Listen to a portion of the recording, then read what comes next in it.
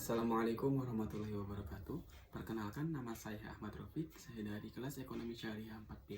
Di sini saya akan menjawab dari ujian lisan mata kuliah Bank dan Lembaga yang diampu oleh Ibu Vidya Lintang Afriantari MBA. Di sini sudah ada beberapa pertanyaan sudah diberikan di kolom tugas pertemuan 7. Di antaranya yang pertama, jelaskan kaitan antara LPS dengan bank. Jawabannya adalah, dalam kaitannya, LPS sendiri berfungsi menjamin simpanan nasabah bank dan turut aktif dalam menjaga stabilitas sistem perbankan sesuai kewenangannya. Dalam kaitannya dengan bank, LPS menjamin simpanan nasabah bank yang berbentuk tabungan, deposito giro, sertifikat deposito, dan bentuk lainnya.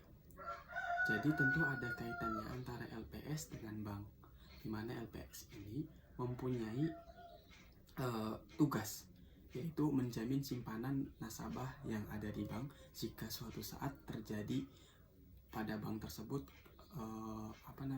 bangkrut atau kolab. Jadi nanti bisa di cover oleh LPS. Tentu untuk mendapatkan itu ada syarat dan ketentuannya sendiri.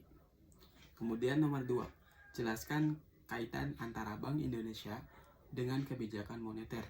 Jawabannya adalah, Bank Indonesia dengan kebijakan moneter ini tentu ada kaitannya, di mana sudah menjadi tugas dan peran Bank Indonesia tersendiri, yaitu sebagai pelaksana kebijakan moneter, di mana dalam hal ini Bank Indonesia membuat kebijakan moneter dan menjalankannya untuk mengontrol jumlah peredaran uang yang beredar dalam masyarakat. Hal ini sangat penting agar harga produk berupa barang maupun jasa tetap terkendali dan sesuai dengan daya beli di masyarakat. Salah satu contoh kebijakan moneter yang dilakukan oleh Bank Indonesia adalah diantaranya 1. Operasi pasar terbuka operasi pasar terbuka. Yang kedua, fasilitas diskonto, giro wajib minimum, dan moral suasion. Jadi tentu Bank Indonesia sudah ada kaitannya antara suatu kebijakan moneter dengan Bank Indonesia tersendiri, di antara yang sudah saya jelaskan tadi. Kemudian pertanyaan yang ketiga, yaitu jelaskan kaitan antara bank syariah dan riba. Jawabannya adalah, dalam pengertiannya sendiri, riba itu adalah penambahan pendapatan secara tidak sah atau batil, antara lain dalam transaksi pertukaran barang seperti yang tidak sama kualitas, kuantitas, dan waktu penyerahan atau fadl, atau dalam suatu transaksi pinjam meminjam yang mengisyaratkan nasabah penerima fasilitas mengembalikan dana yang diterima melebihi pokok pinjaman dengan berjalannya waktu. Riba dalam kegiatan perbankan syariah menjadi suatu yang dilarang. Hal ini terjadi karena dengan riba terjadi peningkatan jumlah pendapatan secara tidak sah. Secara spesifik lagi, menerima tambahan uang dari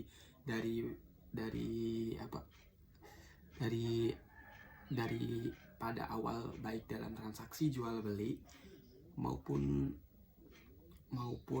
pinjam meminjam yang bertentangan dengan prinsip syariah. Hal ini menjadi suatu perbedaan jika di konvensional dengan perbankan syariah.